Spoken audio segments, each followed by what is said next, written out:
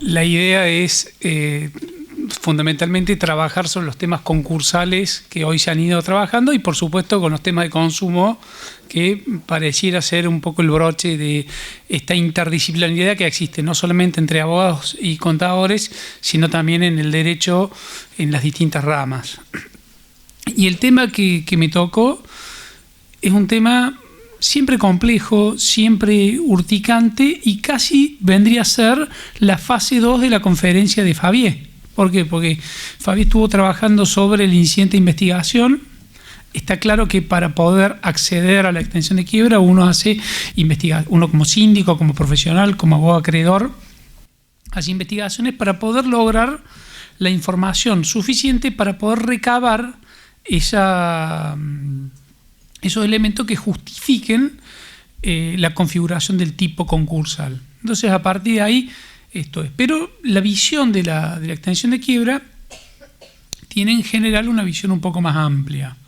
Primero, lo que tiene que ver con la recomposición patrimonial. Cuando nosotros pensamos la estrategia concursal para poder recomponer el patrimonio, esto significa para poder traer a una quiebra sin activos o con activos insuficientes bienes, existen distintas alternativas que ya las vamos a ver en la filmina que sigue. Entonces, pero lo que sí es claro que es importante y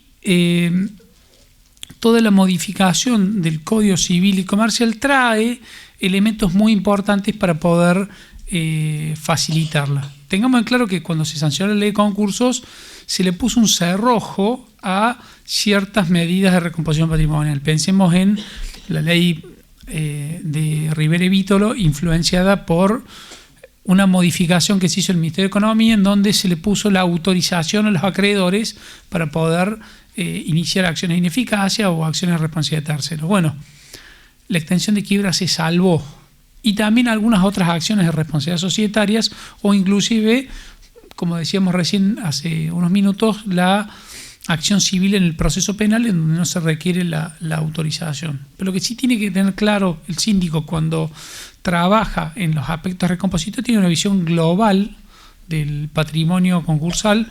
El síndico no puede ser improvisado sobre la base de una sospecha que hizo trampa, ir y tener claro, porque todo lo que empieza, digamos, sin planificación, termina sin planificación y las consecuencias son claramente impensadas. Creo que el rol nuestro como profesionales no es hacer buenas acciones, sino adelantar lo que puede decir un juez en función de las acciones que se pueden plantear.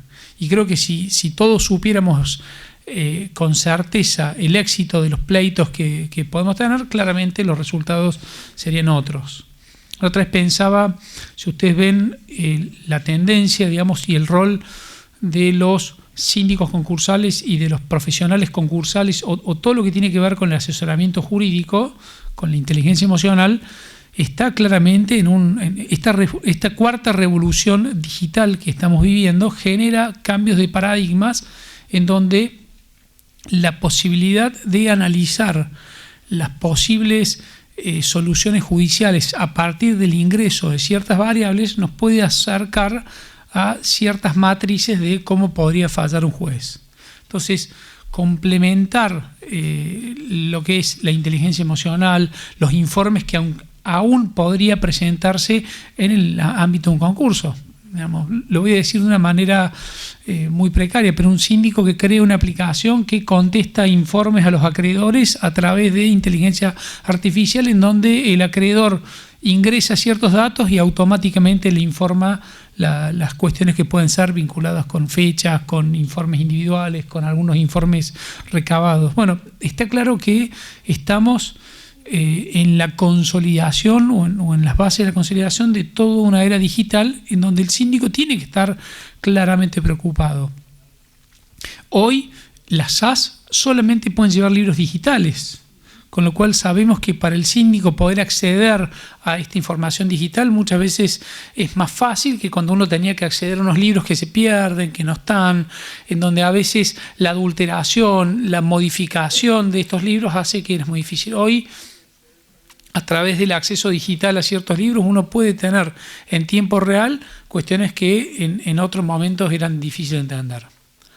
También aparecen los activos digitales en la quiebra. Y si uno piensa cómo está estructurada la ley de concursos, ve una ley estructurada sobre la interceptación de correspondencia. ¿Quién de ustedes en los últimos 5 años mandó una carta? Nadie. Y sin embargo seguimos oficiando a Correo, a Andriani y a Oca, capaz que todavía, digamos, sigue la continuación de la... Era de Loma de Zamora, Oca, ¿no? Sí. Sigue en continuación la actividad y ver si interceptar una correspondencia. ¿Y por qué no interceptar el mail? Ah, no, porque hay violación de la intimidad. Ah, pero con la correspondencia epistolar no. Y pedir entonces hay todo un replanteo cuando uno ve la ley concursal pidiendo autorización para salir del país cuando tiene que ver con la libertad de salir. Son todas cosas que deberían estar derogadas claramente en la ley. Y aparecen un montón de cuestiones patrimoniales que tienen mucha importancia y son los activos digitales. La venta de criptomonedas que pueda tener en el activo una empresa. Primero hay que encontrarlas, porque está claro que quien invierte en criptomonedas muchas veces lo hace a los fines de tener activos en lugares distintos que los tradicionales. Pero bueno, el acceso a la criptomoneda como una forma, o inclusive otros activos digitales vinculados con programas, vinculados con ciertos relacionamientos. En fin, hay una visión digital aún en la quiebra que todavía requiere de un replanteo. Y en la extensión de quiebra trabajamos sobre lo pasado y trabajamos sobre elementos que tenemos que tener. O sea, el síndico tiene que reconstruir la historia pasada para en función de eso poder determinar si hay desviaciones, si hay situaciones que ameriten la contaminación o la extensión de quiebra a un sujeto que no está declarado en ese sentido. Y ahí aparecen un montón de indicios. Entonces, los indicios de los que habló Fabié, digamos, que son los clásicos indicios en la simulación, se ven presentes en todas las acciones de recomposición. Por ejemplo, cuando el negocio se hace con familiares. Es decir, bueno, justo en zona de insolvencia, la persona compra o vende un activo a su hijo, a su sobrino, a su amigo del secundario, y es sospechoso. Y se hace en una manera muy inmediata y con una formalidad que usualmente, o sea, si yo te voy a comprar a lo mejor una PlayStation y no haces un boleto de compra-venta certificado con firma notarial en la cual yo manifiesto, y usualmente se entrega el dinero y todo. Bueno, claramente que si lo que quieren hacer es una simulación o alguna disposición de bienes, se utilizan formalismos mucho mayores. Y a partir de ahí aparece el rol del síndico como investigador utilizando la tecnología a esos fines.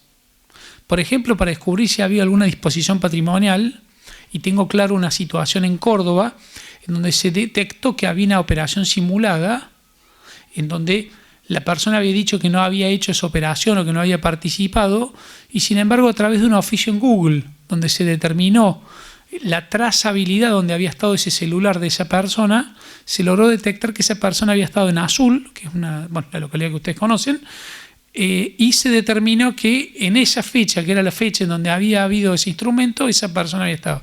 ¿Fue a firmarlo o no? No lo sé. Pero ¿qué hacía una persona de Córdoba en Azul en esa fecha? Y algo de coincidencia podría haber. Entonces, hay la tecnología, la Big Data, el acceso a redes sociales, a un montón de información permite relacionar la simple amistad en Facebook o seguir en Instagram o tener alguna relación en Twitter, si bien no significa que haya amistad o que son causales para recusar. Igual yo por las dudas no tengo jueces de amigos en Facebook. El único juez que tenía era amigo era Jungen, que ya se acusaba de antes. Entonces, para evitar que... Pero les soy en serio, tengo muchos jueces amigos porque uno convive y trabaja todos los días con los jueces. Cuando estoy con otras personas los trato de usted por una cuestión de respeto y para que no crean que soy amigo o que va a ser algo que no corresponde en mi favor, pero no los tengo en Facebook para que no me los recusen o para que no genere. Y trato de no invitarlos a mi cumpleaños. Que son las dos razones en las cuales uno podría, digamos, generar. A Pancho sí lo invito. No viene mucho. Pero bueno, por lo menos lo invito. Yo sí voy siempre, a todos. ¿O no?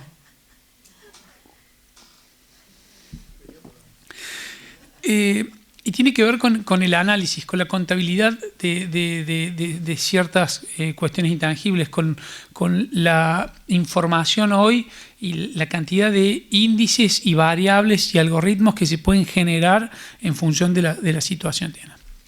Y el nuevo código, a pesar de que fue en el 2015, diría que no tomó en realidad, porque esta realidad se está burlando del derecho. Es una realidad que todavía nos cuesta, digamos, incorporar para poder aprovecharla en su máxima expresión. Así como se dice que nosotros seres humanos usamos una porción muy chiquita de la potencialidad cerebral que tenemos, lo mismo hacemos los profesionales, utilizamos muy poquito de lo que podemos utilizar en herramientas concursales para poder digamos, aprovecharlo en investigación, en prueba, en informes, etcétera. El nuevo código recepta, flexibiliza el dolo en función del dolo eventual o esta indiferencia de los intereses ajenos, en donde permite flexibilizar para la extensión. Y todo esto tiene que ver con la posibilidad de que el síndico se adapte a esta nueva realidad. Creo que el juez también tiene un rol importante. Fabián decía del reglamento, y yo creo que el juez en la primera sentencia concursal o de quiebra podría dar un montón de indicaciones que debería estar. La ley concursal está retrasada, sí, muchísimos años. O sea, yo no concibo hoy que en los concursos, hablo de la apertura de los concursos, todavía se discutan la apertura de la cuenta bancaria o no, a través de una medida cautelar o no, cuando es indispensable que la empresa concursal tenga una cuenta bancaria.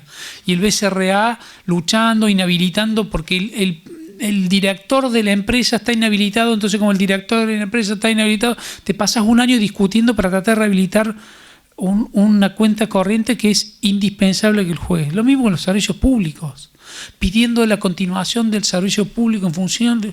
Lo mismo con un montón. El juez debería, al momento de la resolución, dictar una batería de medidas cautelares genéricas en donde garanticen, digamos, la cuenta bancaria, la continuación de los servicios públicos, eventualmente afiliaciones, la cuestión del RT y el clearing. Hay un montón, en cada uno, continuación de ciertos contratos que yo ya sé que los voy a pedir. Entonces me presento y digo, tengo 2 locaciones que son vitales para poder continuar mi actividad. Señor juez, continúela. Tengo estos 2 contratos que son fundamentales para esto. Y directamente el juez debería salir en una resolución y no en estos 3 esquemas procesales atiborrados, donde con vista, que no vista, y estás 6 meses para lograr algo que muchas veces es tarde.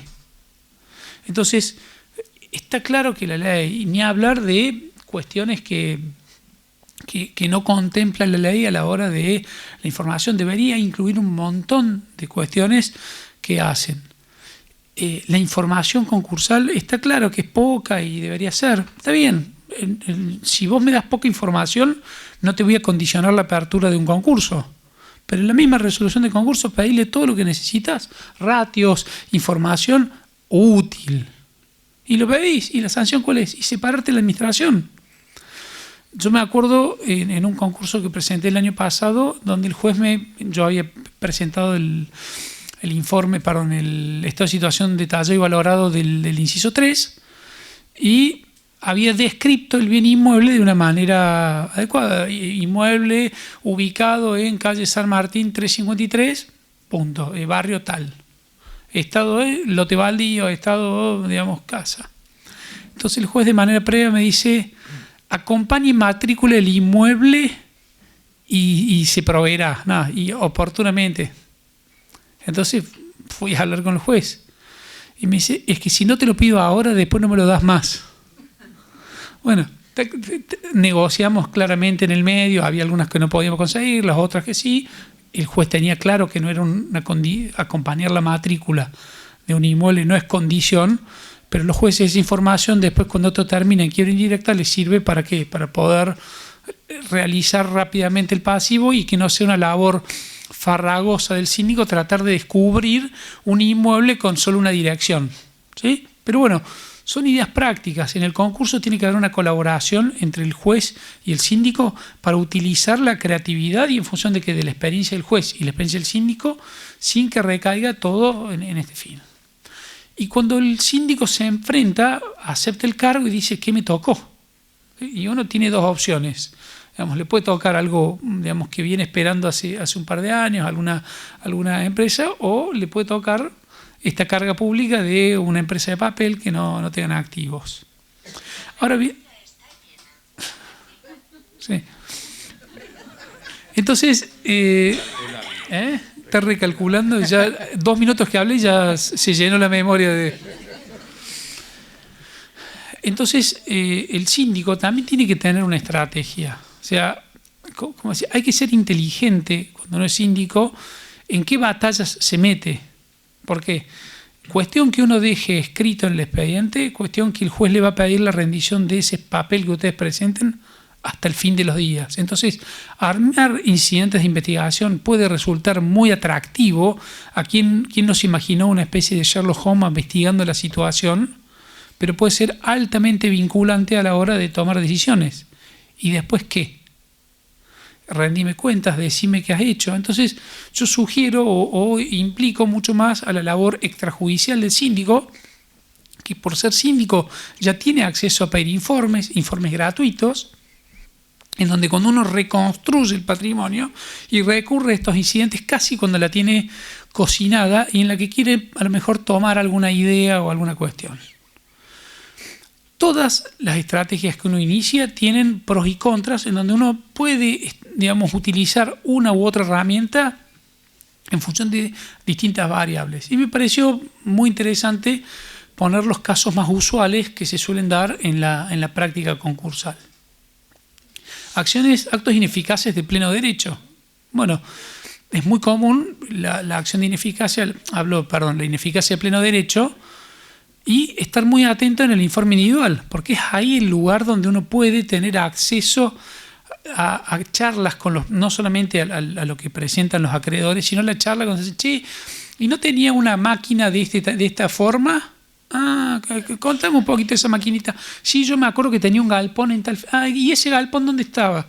Ahí es donde aparece esa información, en ese trato que por lo menos en Córdoba tiene todavía un trato personal, en donde el síndico o la gente del síndico, si bien a lo mejor hay una secretaria o algún empleado recibiendo, el síndico está dando vueltas atrás de la oficina y en donde escucha, el síndico tiene que saber preguntar, porque estos actos se casan en ese momento o se casan cuando uno prepara el informe del 35. Si bien uno, cuando dictamina los términos del 35, no puede decir que esto es ineficaz, porque la sentencia del 36 tampoco podría decir que no es ineficaz. He visto casos de sentencia del 36 donde declara la ineficacia, pero no sería el procedimiento normal. Eventualmente rechazarlo por haber alguna situación y después dictar la ineficacia del acto, porque es inoponibilidad, no nulidad o validez. Entonces, tener el acceso a esos supuestos y fundamentalmente saber interpretar las fechas o las distintas herramientas. Actos a título gratuito no son solo las donaciones, hay un montón de actos que entran en situaciones desproporcionadas que de última, si no entran en el supuesto del artículo 118, inciso 1, pueden claramente entrar en el inciso 2 o pueden entrar en el 119. Obviamente que cuando planteamos la estrategia del 119, entramos a una autorización de los acreedores. Entonces, si pedir autorización de los acreedores, primero es engorroso. Segundo, aparece esta discusión donde si la conformidad puede ser tácita con este valor del silencio que yo lo emplazo para que la conformidad o no. En Córdoba acaba de salir un fallo de la Cámara Segunda en una extensión de quiebra son 14 extensiones de quiebra y 14 acciones de responsabilidad. Una mesa de dinero símil rosadita, el caso es CBI, en donde la sindicatura, en función de unas investigaciones, decidió iniciarle a estas 14 personas, de las cuales había 7 u 8 hombres de a pie, gente con patrimonios razonables o normales, y había otras grandes empresas, Toyota Financiera, la concesionaria de Toyota en Córdoba, la concesionaria de Toyota en Mendoza, algunos otros empresarios de mucho dinero, donde se iniciaron. Y el tema que se debatía era la conformidad de los acreedores. El juez de séptima, articuló este sistema de toma implícita. Esto se apeló a través de Toyota Financiera y la Cámara Segunda dijo: autorización expresa es autorización expresa. Si no lo tiene, consígalo, porque si no hay que rechazarlo. ¿Qué quiero decir? O sea, el logro de la autorización de los acreedores hace que la persona que discute esta cuestión, que no tiene ya nada por perder, va a utilizar todas las herramientas para poder lograr revertir esta situación. Aportes irrevocables, aportes no integrados, no se revisan. Es muy difícil revisarlo. Yo veo que con revisar el diario, digamos, y hacer un mapeo de que no haya aportes no integrados y eventualmente determinarlo en el diario, uno puede lograr un reintegro que a veces es interesante. Se discutió en Córdoba, el caso era Medici, cuál era el plazo de prescripción para la exigibilidad del aporte, que era un aporte a lo mejor no realizado 3 años ante la quiebra. Se declara la quiebra y se dijo que el plazo era 3 años desde la declaración de quiebra, en donde se corrió el plazo de prescripción para poder lograr, o sea, no solo los 3 o 5 años que se podrían establecer como plazo de prescripción para cualquier acción, pensemos en 5 en el plazo genérico que establece hoy el Código Civil, sino también 5 desde la sentencia de quiebra. ¿Por qué? Porque se dijo, corriendo este plazo de prescripción, que la quiebra solo tenía la posibilidad de iniciar las acciones desde la declaración de quiebra. Después también aparecen responsabilidades societarias para responsabilidad de terceros y administradores. Y acá aparecen algunas figuras muy importantes, como el administrador de hecho, o conocido también en el derecho angloamericano como el shadow director, en donde este director de las sombras aparece gestionando un patrimonio sin ninguna vinculación formal, o a lo mejor con algún poder, digamos, un poder general o algún mandato. Bueno, es importante detectarlos y es importante poder determinar el grado de injerencia que esta persona tenía en el patrimonio societario hoy fallido. Está claro que también en estas extensiones de responsabilidad necesito nuevamente la autorización. Tengo acciones que no están en el 173, como la del controlante. ¿Qué significa? La sociedad, no estamos hablando de la desestimación que está más adelante, sino estamos hablando del abuso de control, en donde el perjudicado no es ya el tercero, el acreedor en sí, sino la misma sociedad, que a través del síndico podría iniciar por acciones por control. Estamos hablando del 54 primero y segundo párrafo. Y hoy, con el proyecto de reforma de la Ley General de Sociedades, que si ustedes van al Congreso Societario de la semana que viene, probablemente lo vean colgado en la página web del Congreso, en donde aparecen todas unas cuestiones reguladas con la dinámica de grupo, etcétera, donde permite la posibilidad de compensación. Pero hoy ni siquiera se permite la compensación. Entonces ahí es donde aparecen, digamos, estas cuestiones que tienen que ver. Después está claro la extensión de quiebra por solidaridad y por la quiebra-sanción, que no requieren de la autorización. Entonces, muchas veces ustedes, en el afán de utilizar una estrategia, es mucho más fácil iniciar una acción sin requerir la autorización de 100 acreedores que ya están desinteresados, con la verificación ya lo pudieron deducir de su impuesto a la ganancia, ya no les importa, no quieren gastar ni un minuto más en este cadáver patrimonial, y sin embargo, digamos, ustedes se quedan sin acciones que podrían importar el ingreso de un patrimonio importante. La desestimación de la personalidad, cuando le corro el velo y de manera ascendente ataco a los socios. Está claro que la extensión de quiebra y la desestimación de la personalidad están bastante hermanadas según qué teoría aceptamos en la quiebra-sanción, en la quiebra por responsabilidad solidaria. Tenemos las acciones del derecho civil, que tampoco requieren autorización concursal, la revocatoria de la Pableana, la acción de simulación, el trasvasamiento societario. No sé, casi es común que toda empresa, aún en concurso, tenga una sociedad donde empiece a desviar parte de su facturación. No sé si ustedes lo ven, yo lo veo todo el tiempo. Cuando mis clientes me lo consiguen, le digo, yo no haría eso.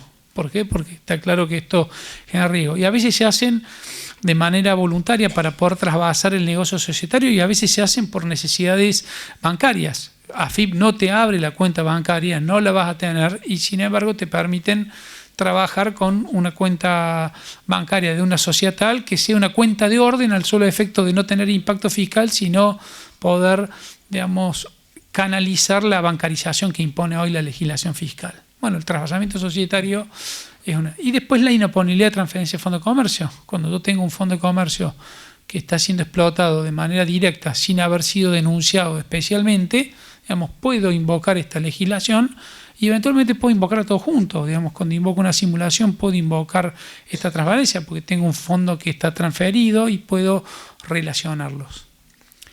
Ya vamos a ver que hay un montón de cuestiones procesales que son decisiones que hay que tomar y que uno, cuando toma este tipo de decisiones está. Pero si yo diría, ¿cuál es la foto básica de una estrategia concursal en recomposición? Esto reúne el 80% de las alternativas que hoy tenemos para poder recomponer hoy el patrimonio. Esto es la presunción de que hay un patrimonio en donde aún el mismo fallido abandonó el cobro de los créditos, abandonó todo. Digamos, cuando ya fracasó, dice, bueno, ya quebré, listo, que se encargue otro, y si no, no. Nadie invierte energías en esto. ¿Quién le invierte? El síndico. Entonces, cuando el síndico elige, digamos, las distintas batallas que va a correr, tiene dos alternativas. Recién hablábamos con Ricardo, decía, iniciar una extensión de quiebra es comprarte un enemigo. Sí, claro que es comprarte un enemigo, como también pedirle una penalización de instancia a una contraparte en un pleito, o como también. Y bueno, uno tiene que elegir las batallas que tiene, y si te vas a comprar un enemigo porque es tu deber, porque es lo que corresponde en derecho, porque es lo justo, asegúrate por lo menos que ese enemigo que te lo compraste a costa de poder ingresar en el patrimonio societario una cuestión, y si de paso se pueden cobrar unos buenos honorarios, mejor todavía, digamos. Pero si vas a comprar un enemigo, digamos, solamente por el amar, digamos, puedo garantizar que después de 4 o 5 quiebras te vas a quedar sin amigos y con muchos problemas. Y acá aparecen los dos grandes ejes de la extensión de quiebra. Uno que está relacionado con los socios ilimitadamente responsables. ¿Y por qué digo ilimitadamente responsable? Porque a partir de esta nueva etapa se han reconfigurado algunos ejes sobre los cuales trabajamos históricamente, la quiebra sanción o la quiebra del 160. Cuando uno lee el 160 dice la quiebra de la sociedad importa la de sus socios con responsabilidad ilimitada. Hasta ahí, y hasta la sanción del Código Civil, y si queremos, sí, la del Código Civil cuando modifica la sociedad de hecho, nadie decía nada. Ilimitada era solidaria, solidaria era... y ahí quedamos. A partir de ahora ha habido todo un desarrollo fundamentalmente vinculado con las sociedades de la sección cuarta, en donde se discute si una sociedad de la sección cuarta puede ser extendible la quiebra cuando la responsabilidad, digamos, prima facie es mancomunada. Existe un sector muy importante que dice no, digamos, la ley dice ilimitada, no solidaria, ergo, aunque la responsabilidad de la sección cuarta sea mancomunada, es ilimitada, porque por esa porción viril de la mancomunación el socio va a responder con todo su patrimonio de manera ilimitada. Ergo, donde dice mancomunada, hay posibilidad de extensión de quiebra. Esta posición es minoritaria, es la posición de Vítolo, de Gabriela Boquín, la fiscal de Cámara de Comercio, y de Mauricio Boreto. Me atrevería a decir, no estoy 100% seguro, que también Nissen. Pero si no es de Nissen, seguro que va a serlo, digamos, porque suele tener posiciones vinculadas con la responsabilidad solidaria. Digo, porque no recuerdo haber visto el trabajo, pero creo que lo he visto citado. En la otra vereda existen otros autores, entre los cuales se ve una ponencia en el... creo que no sé si fue en Santa Fe o fue en el Congreso anterior cuando ni bien estaba sancionado en el 2015, y nosotros decimos, la idea es responder por todo el patrimonio social y no solo por una porción mancomunada, ergo en la opinión mayoritaria, digamos, cuando la ley habla de ilimitados, se está refiriendo a solidariamente, en donde todos responden por el todo. Y esa fue la interpretación histórica, esa fue la interpretación doctrinaria que siempre se hizo y es la interpretación que debería ser. Entonces, descubrir quién es un socio ilimitadamente responsable hoy pone algunos supuestos. por ejemplo, la sociedad de la sangre cuarta. Hay autores que podrían aceptarla. La mayoría claramente no porque la mayoría tenga razón, digamos, y no quiero hacer ninguna alusión política a este sentido, pero sí claramente que en este sentido la posición histórica, digamos, en la cual se desarrolló esto, tiene que ver con la solidaridad, responder con todo el patrimonio. La extensión de quiebra siempre es ascendente, nunca descendente. O sea, ¿qué significa esto? Cuando quiebra la sociedad, se extiende a los socios de manera ascendente para arriba, pero nunca, digamos, se extiende para abajo. O sea, si un socio quiebra, no importa la quiebra de la sociedad, aunque el socio sea un socio de una colectiva o de una sociedad a la cual sí procede la extensión de quiebra. ¿Esto por qué lo digo? Porque es importante tener en cuenta que si quiebra el socio, la consecuencia que puede tener es o se subasta la parte de la cual es socio, o sea, si el socio tiene un 30% de una acción en la sociedad anónima, lo que se subasta es la participación societaria, o eventualmente se entra en una causal de disolución de la sociedad por extinguirse el vínculo en este sentido. Las tres teorías creo que las hemos estudiado siempre de manera global. La restrictiva, que dice que la extensión de quiebra procede cuando la responsabilidad es genética. Esto significa cuando de manera inicial ya la sociedad admitía este tipo de responsabilidad. El ejemplo arquetípico es la sociedad colectiva.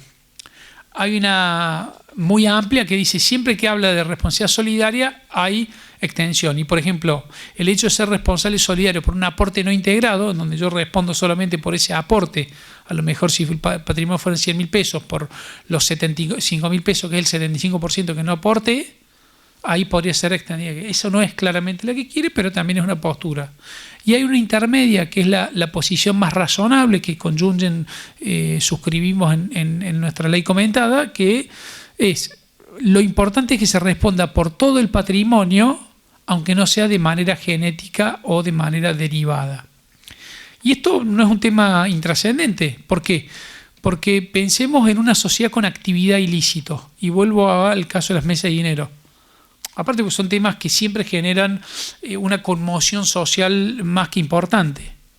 En una sociedad con actividad ilícita, lo que dice el artículo 19 es que los socios de mala fe tienen responsabilidad solidaria y limitada con el pasivo generado o por lo menos devengado. Ahora bien, si yo estoy en la posición restrictiva, yo digo, no, pará, digamos, yo en su momento no tenía esta responsabilidad, si bien después se devino esta actividad, ergo yo estaría en la postura intermedia. Entonces la idea es, ¿podría haber una extensión de quiebra? Bueno, habrá que ver el criterio. La posición restrictiva es de Mafia y algún otro autor, y diría que la intermedia hoy es la más razonable. Obviamente que si algunos de los socios se retiraron, ¿ya 10? Bueno, entonces vamos a apurar. El retiro de los socios implica que de acuerdo al momento en el cual se retiró alguno, receso, exclusión o resolución, puede haber, digamos, una extensión de quiebra para un socio de una colectiva, un socio que se haya retirado. Trámite procesal. La ley no dice nada respecto al trámite procesal. Dos posturas: que cuando es obvio, de toda obviedad, directamente con la sentencia de quiebra, se declara la extensión de quiebra con una notificación permitiéndole el derecho de defensa, o directamente sin notificarlo cuando es obvio.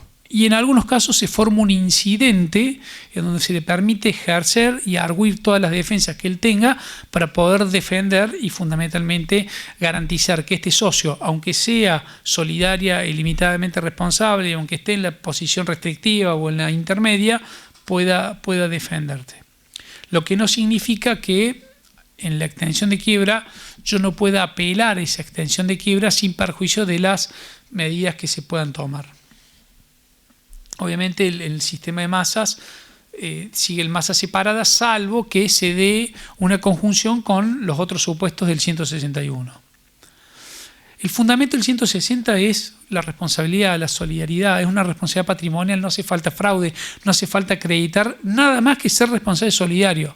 Si encima hay fraude y con eso se genera una solidaridad vamos a causas intermedios donde puede haber un 19 de la ley de sociedades donde hay actividad ilícita, podría eventualmente estar, pero solamente se exige la responsabilidad patrimonial.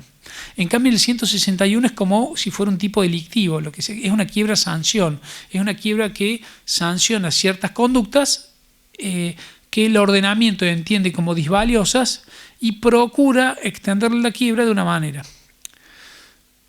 La extensión de quiebra, si bien es un mecanismo, entre comillas, represivo, la doctrina y en general, primero es bastante singular a nivel mundial. En general, el sistema recompositorio a nivel mundial está más enfocado en la recomposición a través de ineficacias o responsabilidades, nada de extensión de quiebra.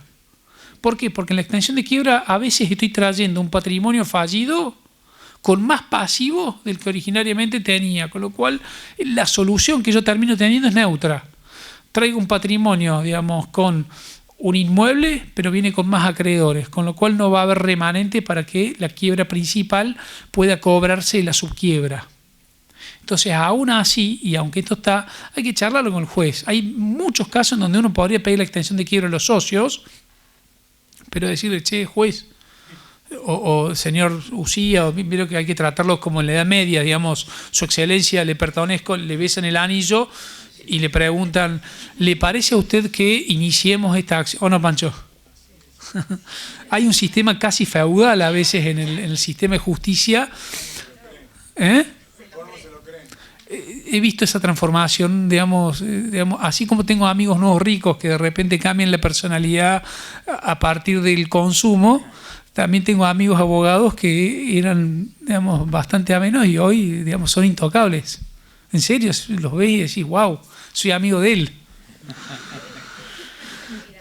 ¿O no? Era. No, siempre hay que ser amigo del juez. De última que él diga que yo no soy amigo de él. Algo así. A la actuación de interés personal. Digamos, los tres supuestos del 161 son claros. Actuación de interés personal, controlante abusivo, confusión patrimonial inscindible. Si yo tuviera que decir cuál es el supuesto más flexible, diría el inciso 1. Digo, en la estrategia. Si van a primero tienen que enunciar el tipo por el cual van a extender la quiebra. No pueden decir, che, extiende la quiebra. Entonces, si yo tuviera, primero, no pierdo nada invocando los tres, salvo el controlante abusivo, que claramente se da solamente en sociedades, pero podría hablar de una confusión patrimonial inscindible o eventualmente está. ¿Por qué? Porque uno de los tres que entre, ya me entra. Habrá que ver si fallo en una, si puedo tener una contingencia de costas. Bueno, habrá que hacerlo de una manera general, siempre sobre la base de iura novit curia. Es el juez el que va, en función de la plataforma fáctica que le ofrece el síndico para poder demostrarlo, el juez es el que va a decir esto no. Pero la actuación en interés personal es la más flexible. ¿Por qué? ¿Qué exige? Quiebra principal, obviamente, porque si no hay quiebra no puede haber extensión de quiebra. Disposición de bienes del fallido como propios. Y acá hay una utilización de los bienes y esto es bastante ambiguo. O sea, él hacía lo que quería con los bienes, él disponía de ciertos bienes, tenía un poder para hacerlo, iba a la empresa y tomaba las decisiones y a veces lo hacía como que lo hacía por cuenta y orden de la fallida, en apariencia de la fallida. Pero claramente en el interés de este tercero, del personal o de un tercero y fundamentalmente en fraude a los acreedores. La contra que tiene este inciso, que es el inciso 1, es el fraude, que ustedes saben que tiene que ver con la configuración de un elemento subjetivo y no es un elemento subjetivo como el conocimiento de la cesación de pagos en el 119 de la revocatoria concursal, sino implica la conciencia. Sartre decía que la conciencia es intención o el conocimiento es intención. ¿Qué significa? Cuando yo conozco lo que tengo que hacer y no actúo de una determinada manera, ya implicaba, digamos, esto fundamentalmente en horas de lo que puede ser un dolo eventual. Entonces acá aparece el elemento del dolo eventual y la flexibilización de los elementos probatorios en función de lo que dijimos al principio.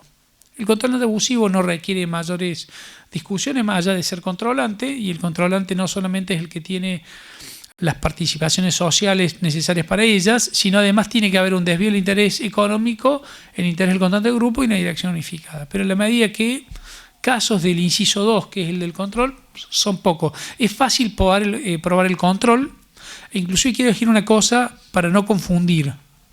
El hecho de que sea una SAU o una SASU Digo SAU porque así se debe llamar. SASU no es que se llama, pero sería Sociedad por Acciones Simplificada Unificada. No necesariamente configura automáticamente una situación de control abusivo automático, pues si no sería, digamos, ir a contramano de lo que quiso el legislador cuando incorporó la sociedad unipersonal. Básicamente está regulando, digamos, un supuesto. Lo que hay que probar es este desvío del interés, esta actuación y esta utilización de la sociedad como una pantalla para que asuma todos los pasivos y los activos terminen quedando en él. Y la confusión patrimonial inscindible básicamente lo que exige es que sea de la mayor parte del patrimonio. Y esto suele ser cuando en un mismo patrimonio, en un mismo predio, en un mismo galpón conviven 2, 3, 4, 5 sociedades y a veces hasta están contabilizados los mismos activos, los mismos pasivos y se genera una mezcla de los activos y pasivos. Acá vamos a 4 o 5 cuestiones prácticas que entiendo que son las que más le interesan y con esto ya concluyo en esto bien fugaz que hemos procurado. Primero, las alternativas procesales. Yo tengo este menú, tengo 160, 161 y tengo las otras. Entonces yo tengo que ver por cuál voy. ¿Se podría acumular una acción de responsabilidad y una extensión de quiebra, por ejemplo? A mi juicio sí. Mis experiencias profesionales en las cuales yo lo he visto, el juez las separa. En la extensión de quiebra yo podría decir que como el proceso universal es único, debería tener una extensión de quiebra por cada uno. Bueno, tengan cuidado, porque si van a plantear una extensión de quiebra donde quieran hacer responsables a papá, mamá o al papá y el hijo o a cualquier otro, y corren el riesgo que el juez escinda las acciones, tiene que quedar bien configurada la conducta con respecto a ambos. La otra vez me tocó una extensión de quiebra donde yo estaba defendiendo a la ex cónyuge del socio del malo. Entonces, cuando el síndico plantea la extensión de quiebra, plantea una extensión de quiebra a 9 personas. Entonces la ex cónyuge lo quería matar. Estaba re enojada. Bueno, el juez la separó. A mí me vino bárbaro, porque cuando vi la extensión de quiebra separada, ¿qué hizo? Sacó una fotocopia cada uno, separó, eran 7 extensiones de quiebra. Era Julieta Gamboa, ya se jubiló. Y separó todo y yo dije, bienvenido, veo lo que había mencionado respecto de mi cliente, nada. Había hablado otro, la mujer había estado, lo logré probar con la empleada doméstica que no había. Fuimos a una audiencia y le digo, mira, hagamos una cosa, contestala. Yo le había contestado, yo contesto, hagamos 2 testimoniales. Si yo logro determinar que no tiene nada que ver, déjame salir y hacemos costas por su orden, porque después queda el tema de las costas. El abogado que ya queda dice, che, yo quiero cobrar. Entras en el 240. Bueno, a mí me había pagado la cliente, en realidad el padre él no. Está re enojada, no sé lo enojada que estaba. Probamos con la persona y dice, no, nunca, digamos, está separado tanto, antes vivía en este lugar, y hicimos un desistimiento, costas por su orden, en los cuales. Y esto también nos llega a un tema muy importante. ¿Se puede transar, Ricardo, para una extensión de quiebra? No pensé que lo estoy poniendo de cómplice para, digamos, que después no me diga nada del tiempo. Trufat dijo que sí, en Hotel Panorama en Córdoba se dijo que sí. Y bueno, y ahí es donde dice, ¿por qué transas cuando el objetivo es extender la quiebra más allá del patrimonio? Y si yo transé y después le termino declarando la quiebra a los otros, ¿esa salida patrimonial no podría ser ineficaz?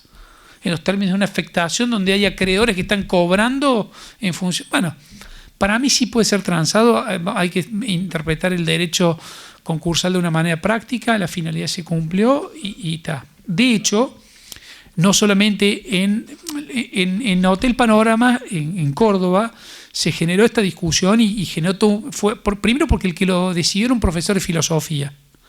Entonces, todos decíamos, pero este no sabe nada. Y después, cuando nos empezamos a mirar, dice, ¿y por qué no? Porque uno tiene ese prejuicio, en materia concursal uno tiene muchos prejuicios y dice, no, esto sí, esto no. Y cuando empezamos, sí, la verdad que sí, y terminamos todos, digamos, diciendo que sí. Por ejemplo, esto que uno dice, cómo va rompiendo estos paradigmas que uno va construyendo, me pasó en un pedido de quiebra, yo asesoraba a un cliente al cual le habían pedido la quiebra. Y no tenía tiempo para lograr ofrecer una propuesta constructiva para evitar la quiebra. Entonces, cuando contesto la demanda de quiebra, que no, que sí, está todo lo que uno puede contestar, y digo, solicito una audiencia del 58, una audiencia conciliatoria, una especie de 360 donde, ya con la demanda contestada. Entonces me cuenta la chica de Barandilla, me dice, yo lo pasé como que no, dice, pero cuando lo vio el juez, que era José Itulo, dice, ¿y por qué no? No está prohibido, y a veces está claro que está. Bueno, después de ese caso, que fue el primero que yo planteé en Córdoba, Sergio Ruiz lo aceptó y varios jueces empezaron a diciendo, ¿y por qué no? Y se fue generalizando una práctica que a vos te permite, en estos 5 días, porque digamos, ¿qué dice la quiebra? Son 5 días, depositas. A mí me pasó, me acuerdo una vez que tuve que liquidar cereal para poder pagar una quiebra abusiva. Para liquidar el cereal, por lo menos en Córdoba, son 10 días corridos. Y no llegaba a los 5 días que me daba el 84. Entonces, digamos, muchas veces uno, el tiempo, y 5 días encima, usualmente el deudor te viene con 2 días, que hasta que vio más o menos que se trató, entendió la gravedad, le preguntó a su abogado de confianza, y después te viene a ver a vos, ya pasaron, y vos decís, che, tenés que juntar, no sé, en este caso me acuerdo que digamos 700.000 pesos ya, para mañana, pero lo tengo, pero en grano, y bueno, véndelo, pero... perdón. Y no se puede liquidar porque tenés un plazo. Entonces uno tiene que ver con las competencias. ¿Dónde voy? Voy al juez de la quiebra. Obviamente después me tengo que ir al activo que prima facie tenga el pasivo más importante. Si tengo concurso preventivo, ¿puedo extender la quiebra? Claramente, no hay ningún inconveniente en extender la quiebra. Aunque está. Podría haber la extensión de quiebra de la extensión de quiebra o extensión de quiebra. Extensiones al cubo, al cuadrado, etcétera. ¿Qué significa? Y además no importa las causales, yo podría extender por el 161, inciso 2, de la quiebra principal a la subquiebra o quiebra dependiente, y una vez abierta la quiebra dependiente podría generar una subquiebra principal a la cual yo le puedo extender a una subquiebra dependiente. O sea, se puede generar un encadenamiento de extensiones de quiebras, si no es lo común, pero se podrían plantear. El plazo es de 6 meses y es un plazo de caducidad en donde hay que tener mucho cuidado con los tiempos, porque el momento es a partir del informe general. Entonces, ustedes ya en el informe general ya tienen una situación patrimonial más o menos concreta. Ya tuvieron el informe individual, ya tienen varios informes de actividad si estaba en concurso preventivo, o en la quiebra ya por lo menos tuvieron 6 meses u 8 meses, por poner tiempos promedios en donde uno ya más o menos se puso en autos de qué se trata, pero digamos es un plazo de caducidad. Vencida, digamos, las 10 horas, en el plazo de gracia, si fueran 10 o 9 y media según las 2 horas posteriores, se acabó y está. Y en mi opinión, a diferencia de Fabi, para mí el plazo de caducidad no se suspende aun cuando no tenga el inicio. Los plazos de caducidad no son sujetos a suspensión más allá de que haya estado investigando o algo así. Tendrá las otras acciones que corresponden, tienen plazos más amplios. El síndico la puede pedir sin autorización del juez.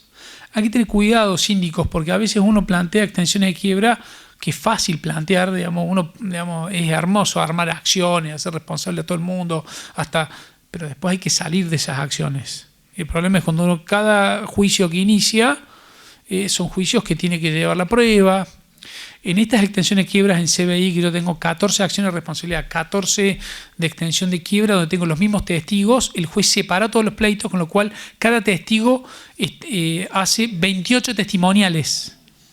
¿Vos estás escuchando esto? O sea, una misma persona tiene que pedir 28 veces permiso al trabajo para salir en un lapso de 1 o 2 años, y el juzgado está en audiencia permanente, y además no vienen. Pobre síndico, la verdad que... Hablemos a favor del juez de la quiebra, hizo mucho más de la justicia federal en la causa penal. Sí, claramente, digamos. Y no lo hizo tampoco el juez, lo hizo el síndico removido más allá de sus particularidades.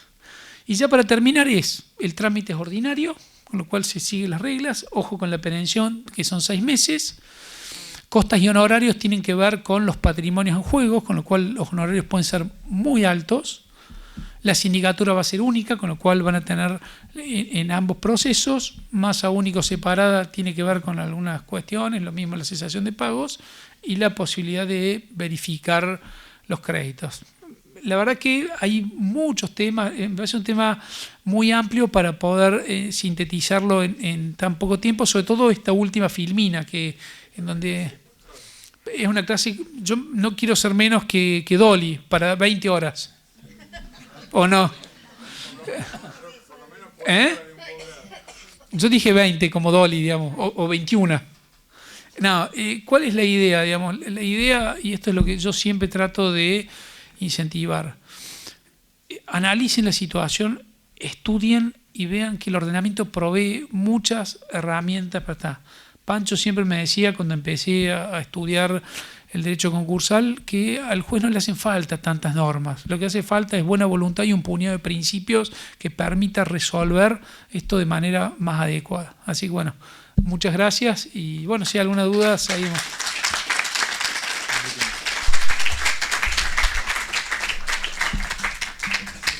Bueno, abrimos la lista de oradores, de las preguntas, que sean breves. Le dimos un poco más de tiempo porque fue tan bueno, ¿no? A ver allá. Bueno, no, algunas palabras de apoyo y de aliento porque la verdad que fue una clase magistral impecable y completísima. Lo que quería resaltar es que en los 20 años que tengo de síndica tuve muy pocos casos de extensión, creo que en total 3, de los cuales uno no pude hacer que prospere porque bueno, había una sindicatura en el medio inamovible y bueno, hubo complicaciones. En la otra, ni bien extendimos, que lo pedimos con carácter de reservado, que lo patrocinó Eduardo Fabier Dubois hijo, el juzgado se descuidó un solo día y lo puso en internet. En ese día la fallida lo vio, los abogados de la fallida, y inmediatamente en una semana teníamos todo resuelto. Vinieron todos, vino la fallida, que antes era concursada, los socios, bueno, y en un arreglo, un avenimiento en forma urgente y fulminante, en una semana estaba todo resuelto. Con lo cual nos beneficiamos todos a raíz del desliz realizado por el juzgado cuando lo publicó. Y la tercera y última, que en 20 años 3, fue un expediente que habló de alguna manera, fue una quiebra heredada sin activo. Cuando empiezo a compulsar el expediente veo que el instrumento constitutivo, que era una SRL, era ponerle a 20 años y habían pasado 35, de manera tal que la SRL tipificada pasó a ser ahora, era una sociedad de hecho con la ley anterior. No sé qué, entonces inmediatamente le extendimos la quiebra a los 3 socios, resolvieron, también levantaron la quiebra en forma inmediata, mágicamente.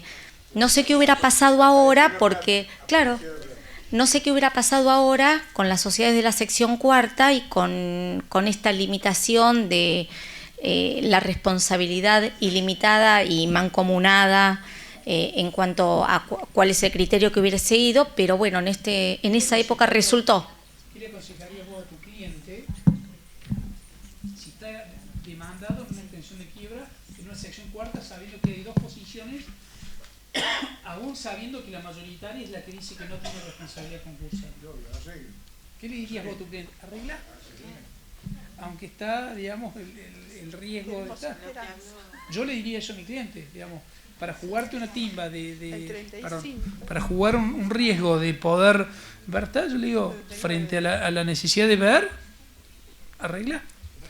La otra tema es, todas las extensiones de quiebra que llegan a sentencia duran entre 6 y 7 años. Sí. Por la complejidad de la prueba. Yo creo que el tema de la responsabilidad solidaria y mancomunada, o sea, mancomunada, ¿qué es? Es un porcentual respecto a los otros socios. No tiene que ver con el porcentual de su patrimonio, que puede ser ilimitado, aún con ese porcentual limitado que tiene O sea, me parece que se están mezclando un poco los conceptos de solidaridad y de responsabilidad mancomunada, como que son conceptos distintos que se estarían mezclando, me da la sensación. Gracias.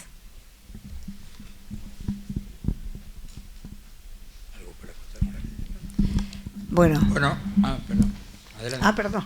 Adelante. Muy linda la charla, doctor, pero quería hacer una pregunta de mucha curiosidad y que nunca le he visto respondida. Las sociedades anónimas simplificadas, o las SASU, el principio es que todos los libros contables se llevan en forma electrónica, magnética, como se llame. La cuestión es el libro libro inventario y balance, sí. Ese libro también se lleva, se supone que sí, pero ¿hemos visto algún libro llevado en esa forma? ¿Se ha visto, se ha comprobado? ¿Cómo lo hacen? Esta es la cuestión. En Córdoba, yo hablo por supuesto del pequeño universo que es el que yo trabajo en el 80% de mis asesoramientos. Lo que hago en Buenos Aires o aún en Mendoza o en otras cosas es asesoramiento profesionales para presentar una demanda, para armar, pero no el día a día que requiere la profesión. En Córdoba, cuando primero la rubricación del libro digital, por decirlo de alguna manera, sí, es automática, con lo cual las SAS en Córdoba se están haciendo en 5 días. Sí. Es como decía, es mágico. O sea, poder ofrecerle a un cliente una solución en 5 días no solamente es rentable, sino que es buenísimo en términos de eficiencia. El cliente cree que sos buenísimo y en realidad lo que estás haciendo es complementando con requisitos de plataforma y con todo un sistema que si lo manejas en 4 días podés tener una SaaS. Córdoba está preparada para eso, electrónicamente hablando, por supuesto. Por ¿no? eso, vienen trabajando con una plataforma de un ciudadano digital a los efectos de que yo pido informes los informes de personas jurídicas de un día para otro, los tengo en mi casilla de mail, los jueces tienen acceso a eso, hay todo un sistema que ha mejorado toda esta digitalización de la que hablábamos recién. Hay algunos trámites, por ejemplo, la otra vez pedí un veedor para una asamblea, hay que meterlo por mesa de entradas y es todo manual, no es digital.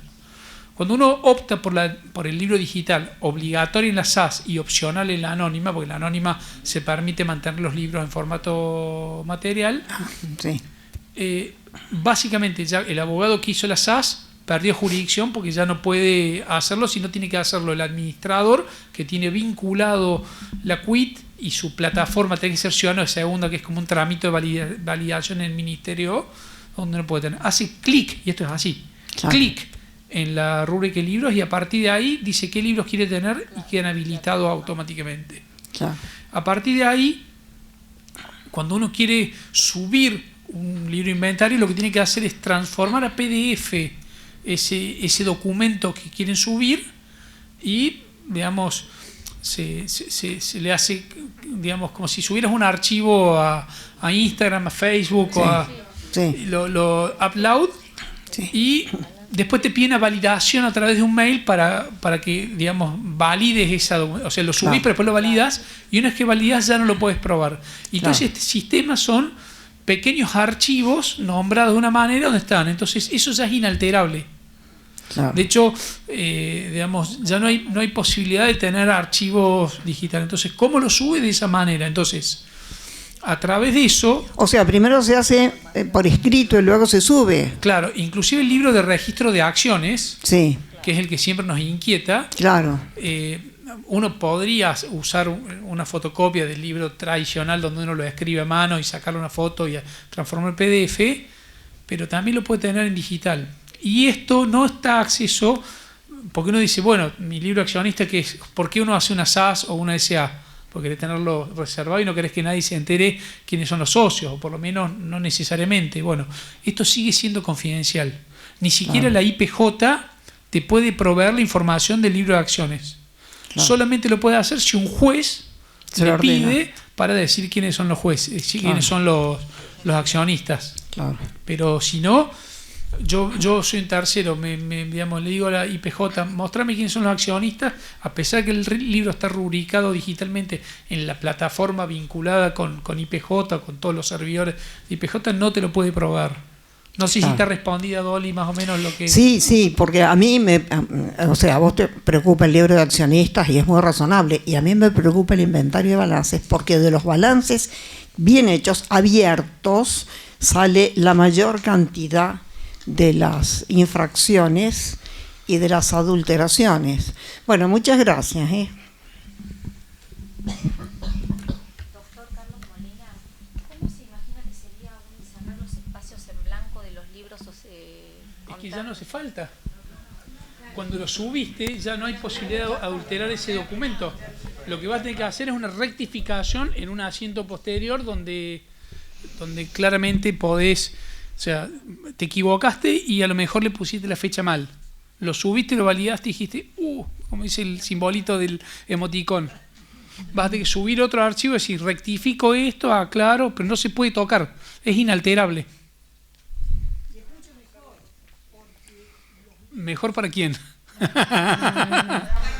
Para el síndico seguro. Porque los libros papel se les saca el lomo, se les saca las actas, se adulteran, se le venden nuevas actas. O te lo digo de otra manera, están en blanco hasta que te presentás y los llenás a los 5 años.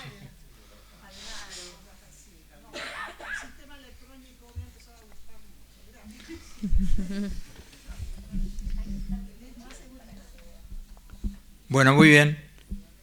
Nuevamente un aplauso. Lo despedimos a Carlos. Muchísimas gracias al doctor Carlos Molina Sandoval por su participación.